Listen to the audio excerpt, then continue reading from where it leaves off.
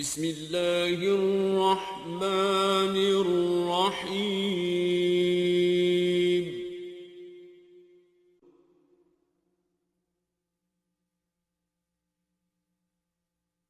وَلَقَدْ يَسَّرْنَا الْقُرْآنَ لِلذِّكْرِ فَهَلْ مِن مُّدَّكِرٍ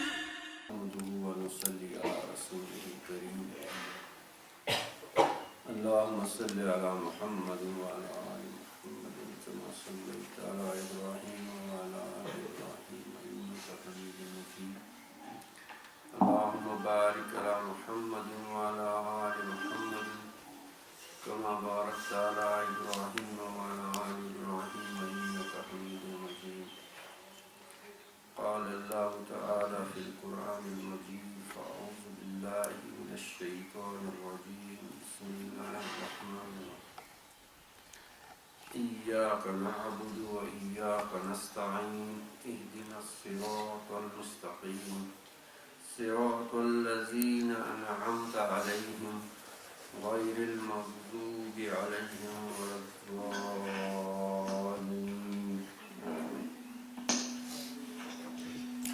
صدق الله العظيم معزز سامعین کرام، علماء کرام، پیارے بچوں، السلام علیکم ورحمۃ اللہ وبرکاتہ۔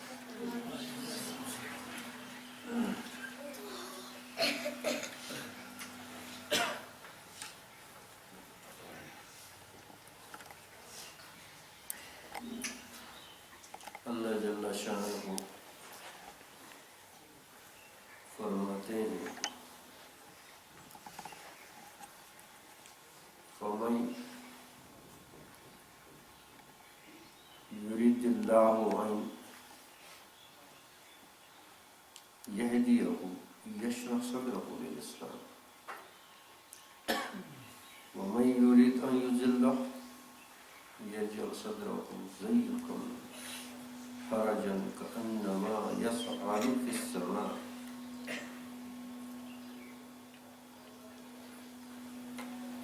وَمَن يُرِدِ اللَّهُ أَن يَهْدِيَهُ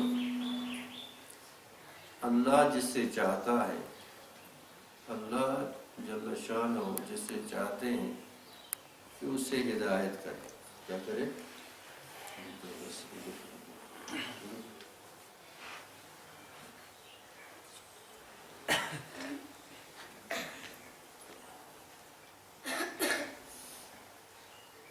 اللہ جسے چاہتا ہے کہ اس سے کیا کرے؟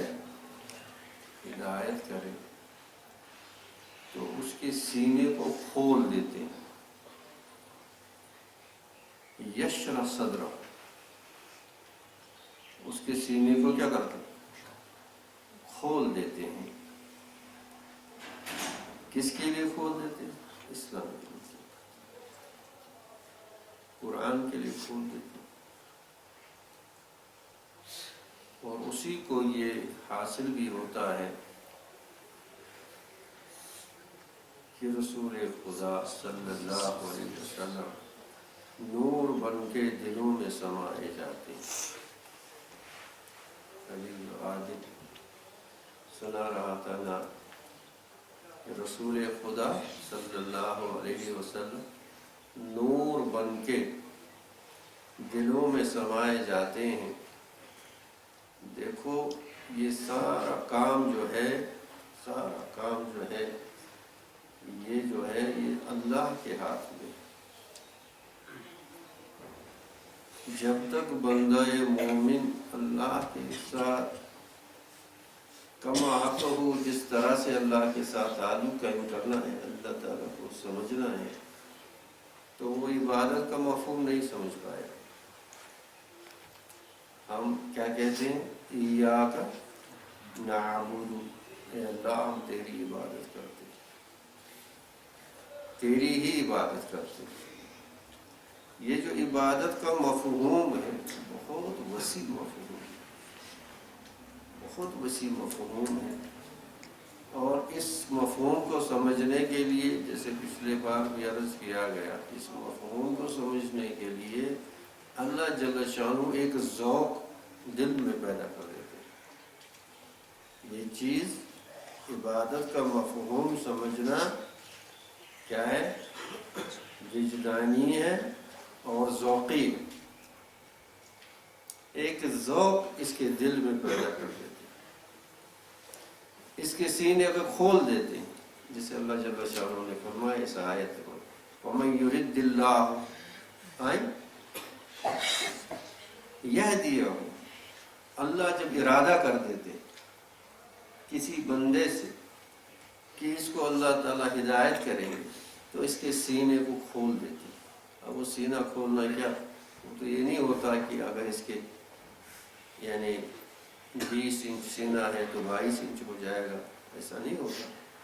ہاں، یہ عبادت کا جو مفہوم ہے، جو مغز ہے،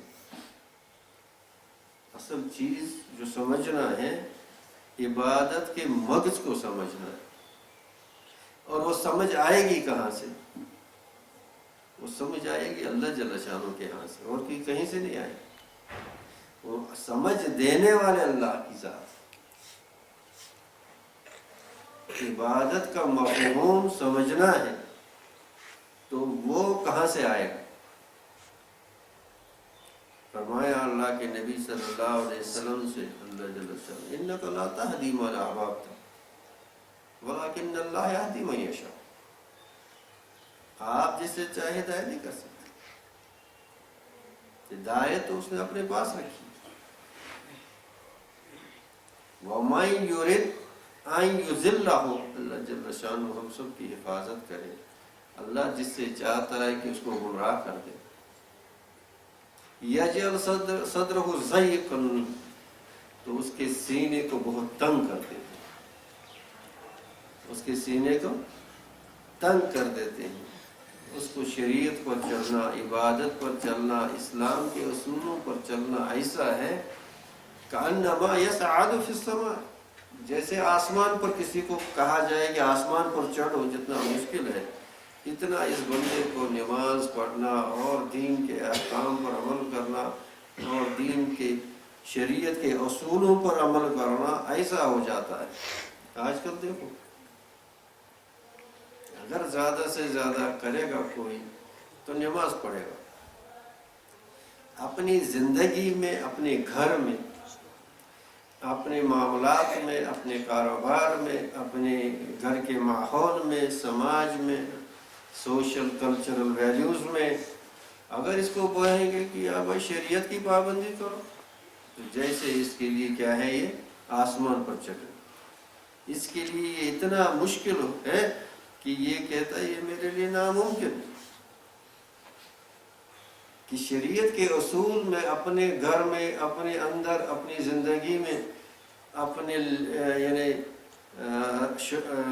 شب و روز میں اسلام کے اصول میں اپناؤں، یہ سارے عبادت کے مفہوم میں ہیں۔ یہ میرے سمجھانے کا مطلب ہے، عرض کرنے کا مطلب ہے۔ عبادت کا مفہوم نماز، روزہ، زکوٰۃ تک محدود نہیں ہے، حالانکہ اس میں بھی ہم نہیں سمجھے۔ اس میں بھی جو عبادت کا مفہوم ہے نماز کے لیے اور دوسری چیزوں کے لیے، وہ بھی ہم نہیں سمجھے، لیکن اسی تک محدود نہیں۔ عبادت کا مفہوم اس کی پوری زندگی پر حاوی، اور زبان سے جب بندہ کہتا ہے ایاک نعبد، اے اللہ بس میں تیری عبادت کرتا ہوں، تو یہ عبادت کا مسجد سے باہر اس کی زندگی میں نظر کیوں نہیں آتا؟ اس کی زندگی میں، اس کے ہر کام میں عبادت کا یہ مفہوم نظر کیوں نہیں آتا؟ تو ظاہر ہے جو زبان سے کچھ کہے اور کرے کچھ، اس کو منافق کہتے ہیں۔ یہ منافق ہے، اس کے قول اور فعل میں تضاد ہے، اس کے قول اور فعل میں تضاد ہے۔ زبان سے کہتا ہے ایاک نعبد، اور اس کے آگے لفظ ہے وہ اور زیادہ سخت، وہ اور زیادہ سخت ہے۔ ایاک نستعین کا جو لفظ ہے، اللہ کرے ہماری سمجھ میں آ جائے، وہ اور زیادہ سخت ہے۔ اس دعوے کی، یہ تو دعویٰ ہے، جو زبان سے انسان کہے گا وہ کیا ہے؟ دعویٰ ہے۔ اس دعوے کو اپنے اعمال سے ثابت کر دینا اور زندگی پر ثابت قدم رہنا، یہ بہت مشکل کام ہے۔ اللہ جسے چاہے وہ، ورنہ بڑے بڑے لڑکھڑاتے ہیں کہ وہ دوسروں سے مدد دیتے ہیں، دوسروں سے مدد مانگتے ہیں، دوسری چیزوں پر بھروسہ کرتے ہیں، زبان سے کہتے ہیں ایاک نستعین، زبان سے کہتے ہیں اللہ بس تجھ سے مدد مانگتے ہیں، زبان سے کہتے ہیں اے اللہ بس تجھ سے مدد مانگتے ہیں۔ یہ توحید جو ہے، یہ توحید صرف چند یعنی مسلکی اختلافات پر اس کا یہ محدود نہیں ہے، یہ توحید کا لفظ بہت وسیع ہے، اور اس کو اپنے عمل سے ثابت کرنا یہ بہت عظیم کارنامہ ہے۔ اللہ اس جس سے توفیق دے وہی یہ کرتا ہے، ورنہ سب دعوے کرتے ہیں ایاک نستعین ایاک نستعین ایاک نستعین، اے اللہ بس تجھ سے مدد مانگتے ہیں، اللہ تجھ سے مدد مانگتے ہیں، اور معاملہ وہی ہے، دل تیرا ہے صنم آشنا، کیا ملے گا تجھے نماز میں؟ تیرے دل میں کتنے بت ہیں؟ ہر قسم کے بت تیرے دل میں ہیں، تو تمہیں نماز میں کیا ملے گا جب تک تم نے اس دل کو خالی نہیں کر دیا اللہ کے لیے، جب تک اس دل کو خالی نہیں کرو گے۔ ہدایت کے معنی کیا ہیں؟ ہدایت کے معنی جو ہم اہدنا الصراط المستقیم پڑھتے ہیں، الاعراض کل مما سوى اللہ، اللہ کے سوا جو کچھ ہے ان سب سے منہ موڑنا، مقبلا بکلیت قلبہ الی اللہ تعالی، اپنا چہرہ، اپنا ظاہر، اپنا باطن، اپنے ہر اپنا جو اس کا حصہ ہے اس کو اللہ تعالیٰ کی طرف ڈائریکٹ کرنا، اس کو وہ جہت دے دینا اپنے دل سے، اعراض کرنا، اس کے دل میں اللہ کے سوا کوئی خیال نہ آئے، کسی کی طرف دھیان نہ جائے۔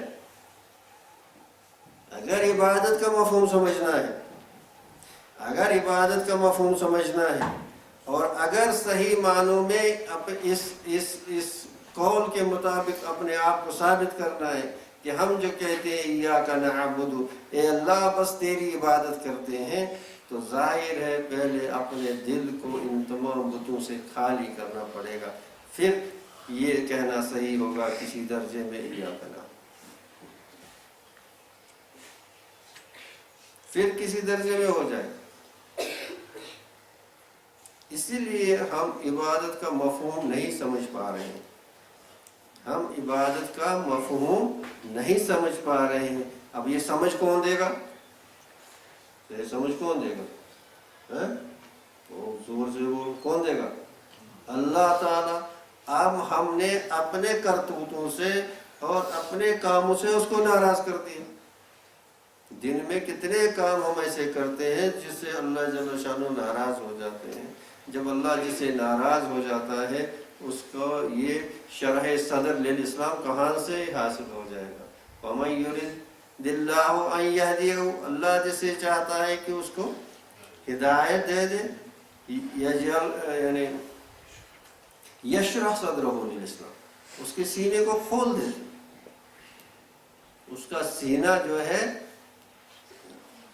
یعنی جنت کا ایک بھاگ بن جاتا ہے، اس کے سینے میں مدینہ ہوتا ہے، اس کے سینے میں مدینے والا ہوتا ہے، اس کے سینے میں کیا کہا اس نے کہ رسول خدا صلی اللہ علیہ وسلم نور بن کے، اس آیت کو یاد رکھو، پہلے بھی ایک بار عرض کی گئی، اس آیت کو یاد رکھو، اور یہ اس آیت میں سب کچھ ہے۔ قد جاءکم من اللہ نور و کتاب مبین، قد جاءکم من اللہ نور و کتاب مبین، عبادت کے مفہوم کو سمجھنے کے لیے اللہ نے آپ کے پاس بھیجا، دو نور بھیجے۔ کیا بھیجے؟ نور یہاں نبی کریم صلی اللہ علیہ وسلم نور کہا گیا، اور قرآن کریم تو ہے ہی نور. جاءکم من اللہ نور و کتاب مبین یہدی بہ اللہ.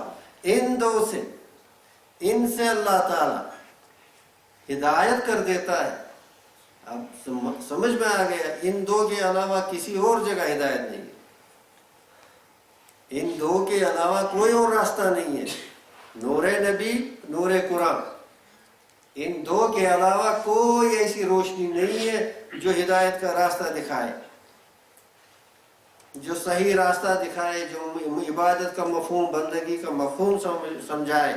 اور کوئی نہیں ہے، یہی دو ہے. یہدی بہ اللہ کن کو؟ من اتبع رضوانہ سبل السلام. ہاں، جو اللہ کی مرضیات کی اتباع کرتے ہیں ان کو لیے سلامتی کے راستے کھول دیتے ہیں. سبل السلام، سبل سبیل کی جمع، سبیل کہتے ہیں راستے کو، سبل اس کی جمع. سلام تو سلامتی، سلامتی کے راستے. وَيُخْرِجُهُم مِّنَ الظُّلُمَاتِ إِلَى النُّورِ بِإِذْنِهِ. یخرجہم، نکال دیتا ہے اللہ تعالیٰ. اللہ تعالیٰ اس کو کیا کرتا ہے؟ نکال دیتا ہے ظلمت سے، اندھیرے سے، گمراہی سے، جہالت سے، بے علمی سے. الی النور، کس کی طرف؟ بِإِذْنِ. ہاں، اس کے حکم سے یہ ہر چیز ہو جاتا ہے، اس کے حکم کے علاوہ کوئی چیز نہیں ہوتا. تو جب تک ان دو چیزوں کے ساتھ، ان دو چیزوں کے ساتھ ایسا تعلق، جس کو تعلق کہتے ہیں، ایسا تعلق، یہ ہمارا منافقانہ تعلق نہیں، مخلصانہ تعلق، حقیقتاً تعلق، نقلی تعلق نہیں، جو ہماری چیزیں زبان پر ہیں، دل میں نہیں ہیں، ہمارے عمل میں نہیں ہے.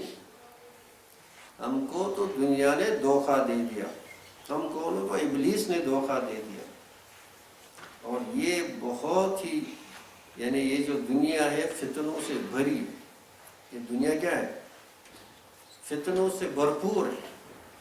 اور ہمیشہ اللہ سے ڈرنا چاہیے اور اللہ سے عافیت مانگنی چاہیے.